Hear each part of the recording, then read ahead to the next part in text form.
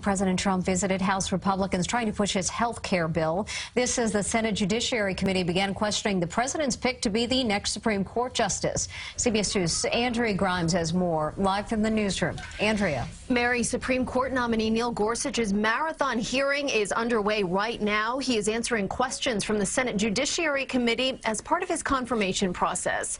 Meantime, President Trump continues to work on health care with a visit to the Capitol.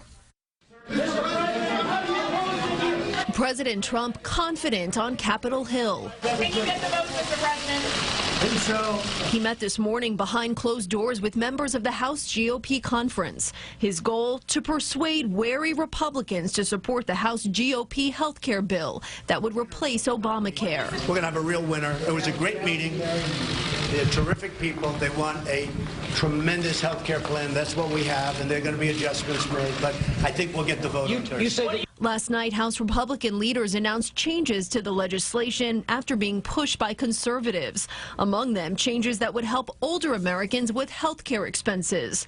The House is expected to vote on Thursday. Meantime, questioning began this morning in the confirmation hearing for Supreme Court nominee Neil Gorsuch. I have offered no promises on how I'd rule in any case to anyone. Gorsuch has received bipartisan support. He's a federal appeals court judge hoping to fill the seat left vacant by conservative Justice Antonin Scalia. Do you view Roe as having super precedent?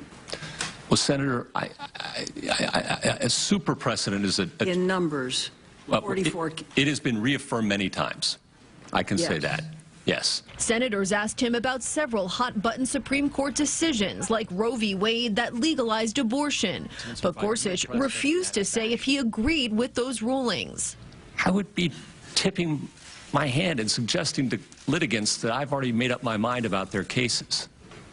That's not a fair judge. He told senators to look at his body of rulings, which he says proves he's been fair and impartial. Specifically, tell us whether you'd have any trouble ruling against a president who appointed you. That's a softball, Mr. Chairman.